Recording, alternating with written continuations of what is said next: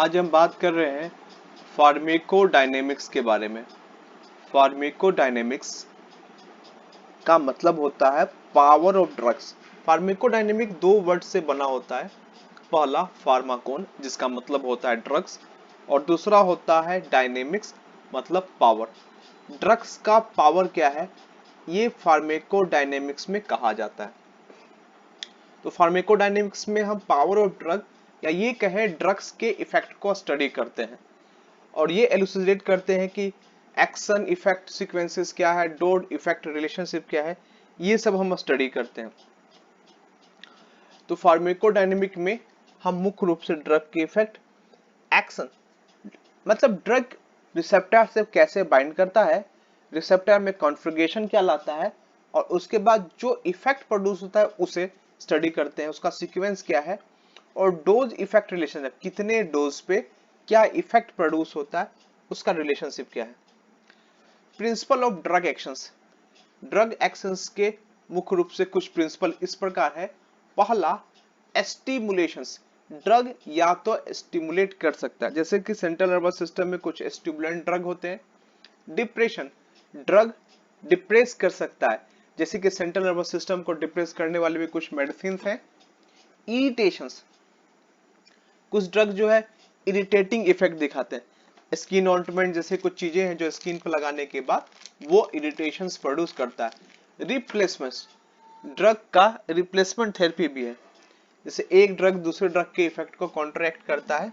और cytotoxic actions जिसमें हम देखेंगे कि ड्रग साइटोटॉक्सिक इफेक्ट को प्रोड्यूस करता है, वो किसी सेल्स को डिस्ट्रॉय करता हुआ खासकर कैंसरस सेल्स को डिस्ट्रॉय करता है और साइटोटॉक्सिक एक्शंस को प्रोड्यूस करता है। मैकेनिज्म ऑफ ड्रग एक्शंस की यदि बात की जाए तो मुख्य रूप से ये चार तरीके से एक्शन प्रोड्यूस करता है इसका मैकेनिज्म। पहला हुआ फिजिकल एक्शन के थ्रू, दूसरा है केमिकल एक्शंस जब कोई केमिकल रिएक्शंस होता है, तीसरा है किसी एंजाइम के थ्रू और चौथा है रिसेप्टर्स के थ्रू। बात करते हैं अब मैकेनिज्म एक्शंस में। पहला फिजिकल एक्शन, वो कौन कौन से मैकेनिज्म है जो फिजिकल एक्शन के थ्रू प्रोड्यूस होते हैं। पहला है मास ऑफ द ड्रग, कि हमने ज्यादा अमाउंट पे ड्रग्स को कंज्यूम करते हैं जैसे कि बल्क लैक्सेटिव में ब्रांड को इस्तेमाल करते हैं। बल्क लैक्सेटिव हम काफी हाई अमाउंट में लैक्सेटिव जो कि फीसेस को आपके बॉडी से मल त्याग करने में मदद करता है, दैट इज अ ब्रेन। तो ब्रेन का हमने इस्तेमाल किया है बल्क लैक्सेटिव के रूप में। दूसरा है डाइमेथिकॉन्स, ये प्रोटेक्टिव के रूप में इस्तेमाल होता है। दूसरा देखेंगे एडजॉर्प्शन प्रॉपर्टी, ये भी एक फिजिकल एक्शन है जिसमें चारकोल और केओलिन आता है। चारकोल का इस्तेमाल हम लोग बहुत सारे मेडिसिन में भी करते हैं जैसे कि आपने कुछ एंजाइम्स का नाम सुना होगा। कुछ एंजाइम्स में टैबलेट आते हैं, यूनी एंजाइम जैसे कुछ फॉर्मुलेशंस है जिसमें एक्टिवेटेड चारकोल का इस्तेमाल करते हैं ताकि डायरिया को रोका जा सके। ठीक है, और केओलिन का भी इस्तेमाल हम करते हैं डायरिया को रोकने के लिए, इसमें एड्सॉर्प्शन प्रॉपर्टी होता है।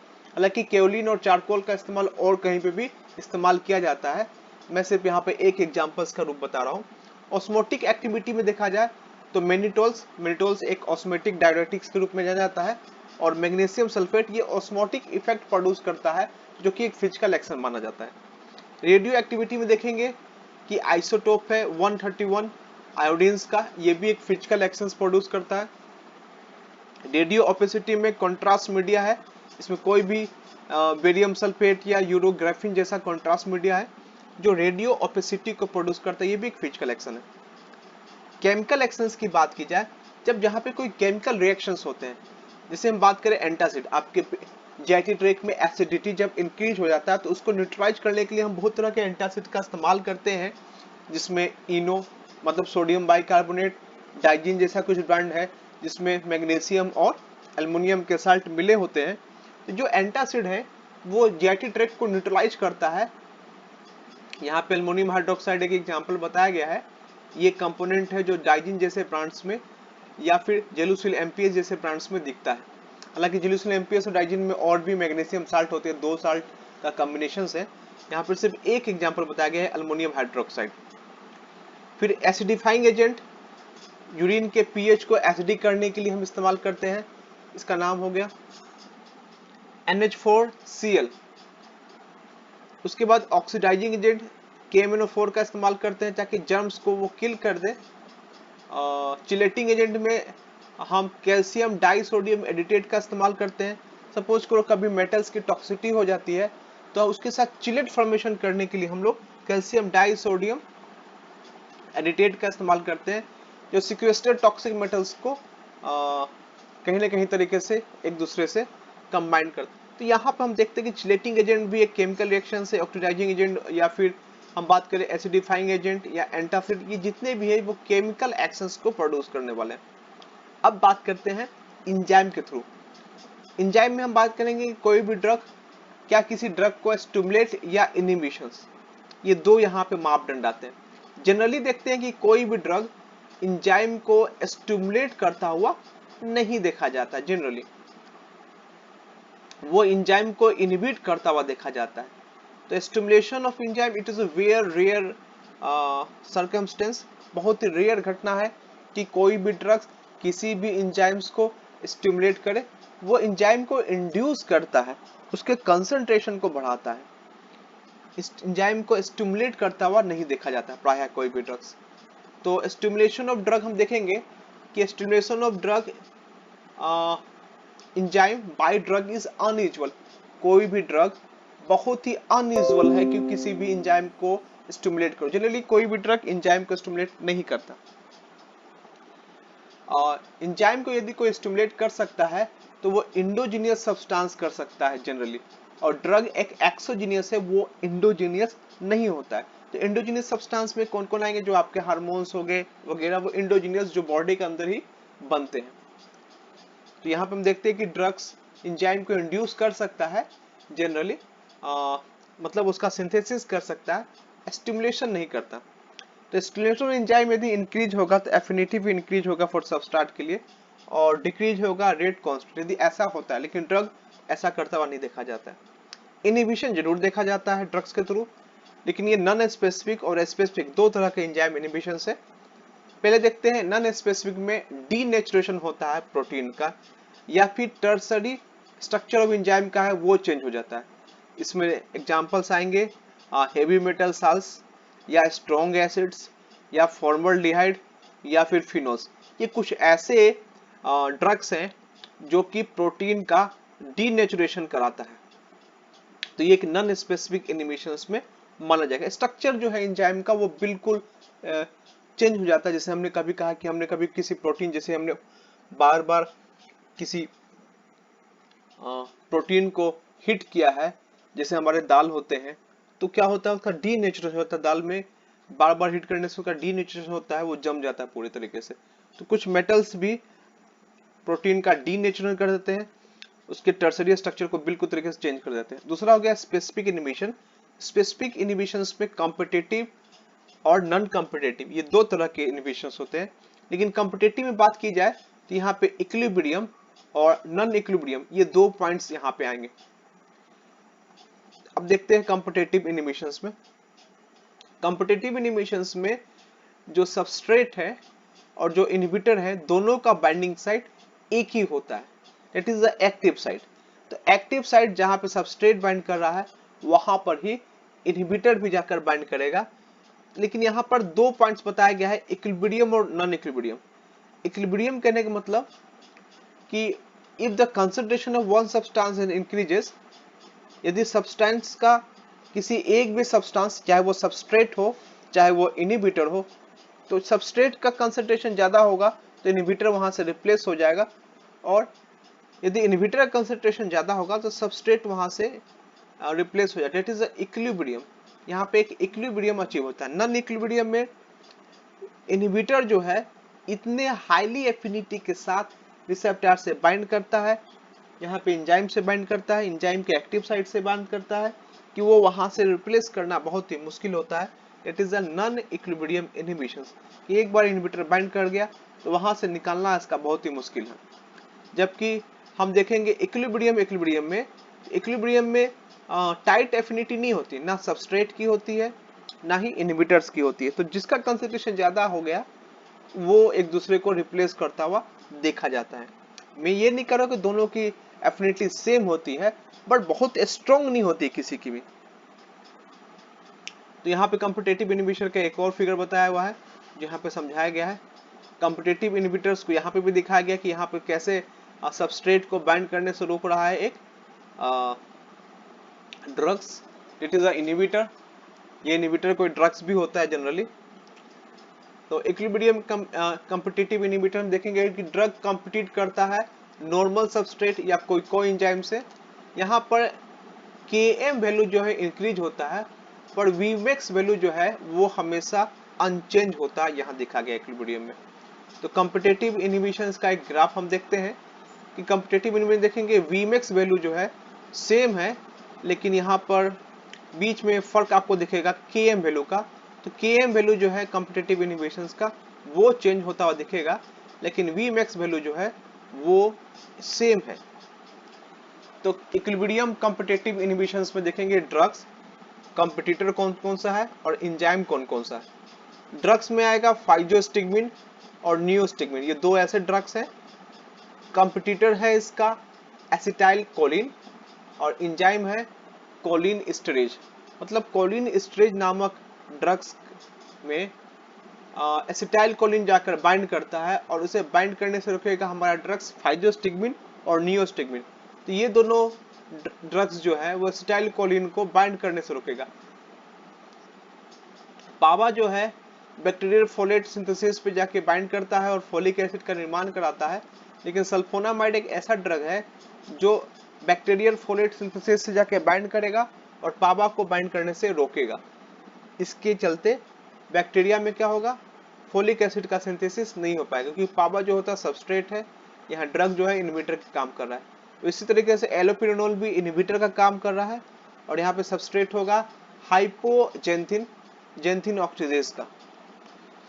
यहाँ देखेंगे डोपा कार्बोक्सिलेज में जो सबस्ट्रेट होगा वो लिवोडोपा है और ड्रग्स है हमारा कार्बिडोपा और मिथाइल डोपा।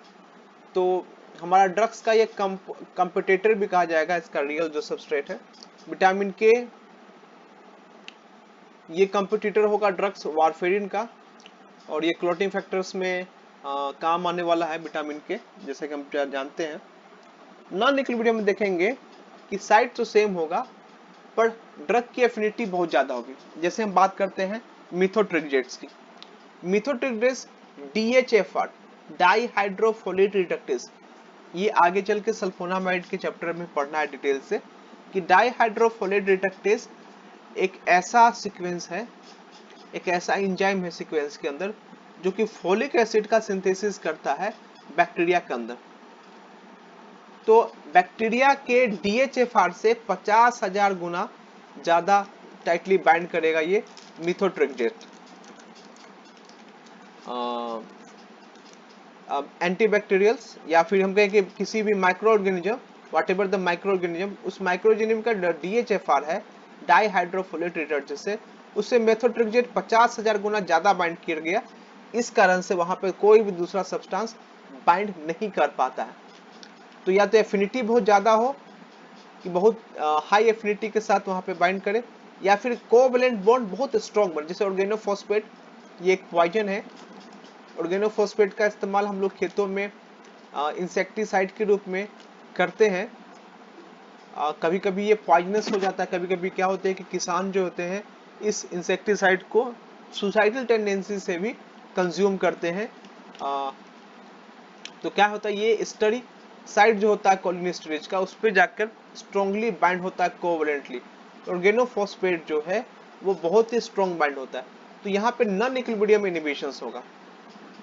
यहाँ आप देख सकते हैं एसिटाइल कोलिन, ये आयनिक साइड, ये स्टेरिक साइड है।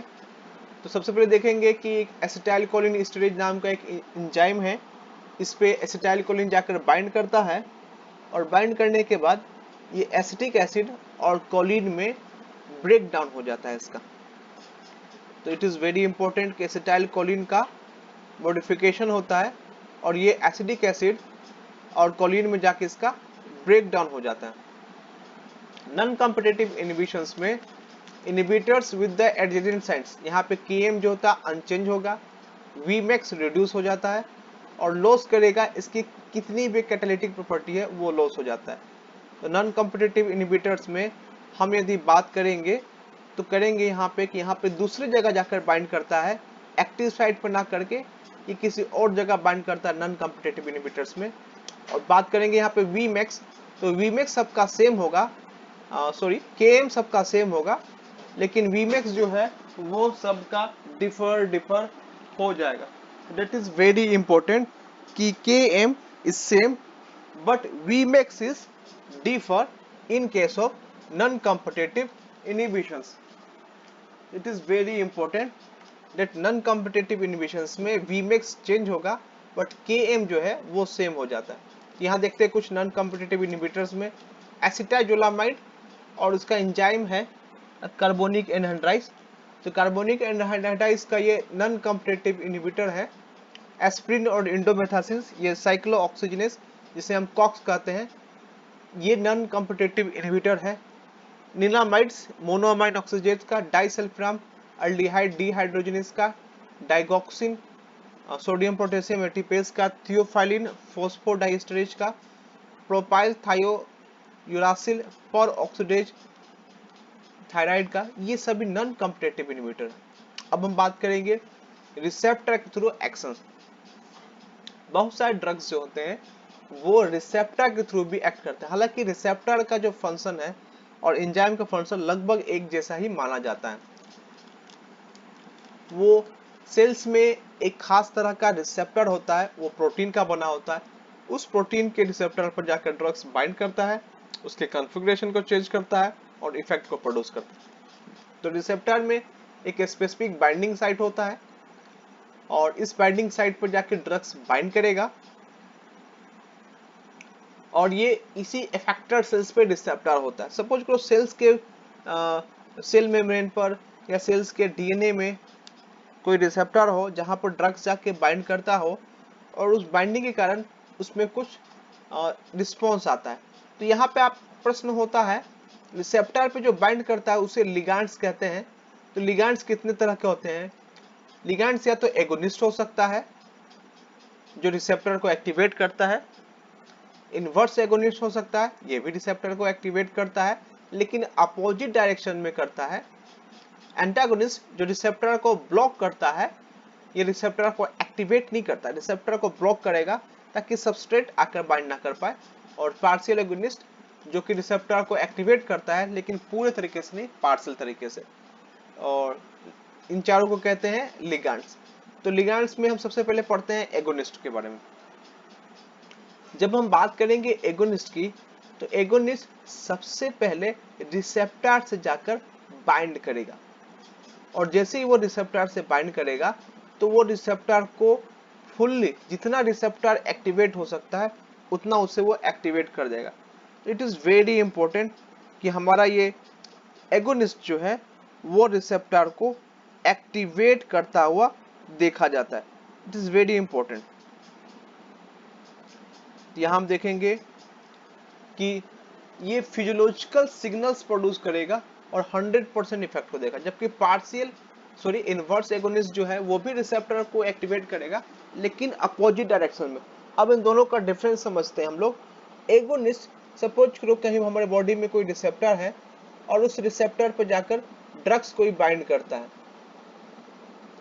यदि कोई ड्रग्स बाइंड करेगा उस रिसेप्टर पे तो हम देख सकते हैं कि उस रिसेप्टर, सपोज करो कि हमने कोई रिसेप्टर कंज्यूम किया और उस रिसेप्टर पे कोई ड्रग्स बाइंड करता है, तो जैसे ही ड्रग्स बाइंड करेगा उस रिसेप्टर पर तो उसने रिसेप्टर के कॉन्फ़िगरेशन को चेंज किया है पॉजिटिव डायरेक्शंस में। और वो ड्रग, सपोज करो सिडेटिव ड्रग, हमने एक एग्जांपल लिया कि हमने कोई सिडेटिव ड्रग्स का एग्जांपल लिया जैसे डाइजेपाम। तो डाइजेपाम जो है वो एगोनिस्ट की कैटेगरी में आता है, that is the agonist. Diazepam agonist है, वो एगोनिस्ट की कैटेगरी में आएगा। डाइजेपाम एक सिडेटिव हिप्नोटिक ड्रग है, मतलब उसको लेने से हमें कामिंग इफेक्ट, मतलब शांत होना या फिर नींद आने की दवा कह सकते हैं, उसे स्लीपिंग पाइल्स कह सकते हैं। तो डाइजेपाम लेने से वो रिसेप्टर पे बाइंड किया, गाबा रिसेप्टर पे, गाबा ए रिसेप्टर पे, और डाइजेपाम जैसे ही गाबा ए रिसेप्टर पे बाइंड किया है, उस रिसेप्टर पे बाइंड करने के बाद वो स्लीपिंग इफेक्ट या फिर सिडेटिव हिप्नोटिक इफेक्ट को प्रोड्यूस करती है, लोगों को नींद आ जाएगी, या फिर यदि बहुत ही एंजाइटी है तो वो शांत हो जाएगा। लेकिन इसके विपरीत यदि कभी हमने इनवर्स एगोनिस्ट दे दिया है, इनवर्स एगोनिस्ट ये उल्टा इफेक्ट को प्रोड्यूस करता है। मतलब डाइजेपाम यदि नींद प्रोड्यूस करेगा, कामिंग इफेक्ट प्रोड्यूस करेगा, शांत करने का, मन को शांत करेगा, ये लेकिन उल्टा इफेक्ट प्रोड्यूस करेगा। जस्ट वो जस्ट उल्टा होगा। जैसे डाइजेपाम कि अपोजिट में यदि इनवर्स एगोनिस्ट, जैसे डीएमसीएम नामक एक इनवर्स एगोनिस्ट होता है, वो यदि हमने दे दिया, वो भी गाबा ए रिसेप्टर पे बाइंड करेगा, लेकिन स्टिमुलेट करेगा वो गाबा ए रिसेप्टर को, और जिस कारण से हम ये देखते हैं कि जैसे ही गाबा ए रिसेप्टर स्टिमुलेट होता है वैसे ही हमें घबराहट होती है, हमारी नींद चली जाएगी।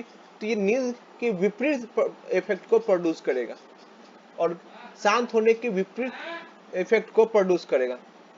अब बात करते हैं एंटागोनिस्ट। तो एगोनिस्ट जो कि नींद को प्रोड्यूस करता है, एंटागोनिस्ट जो है ये ब्लॉकेज का काम करता है, इसका कोई भी इफेक्ट नहीं है, ये सिर्फ रिसेप्टर को ब्लॉक करने का काम करता है। लेकिन इसको कैसे समझ सकते हैं, इसके लिए एक छोटा सा ब्रेक लेते हैं।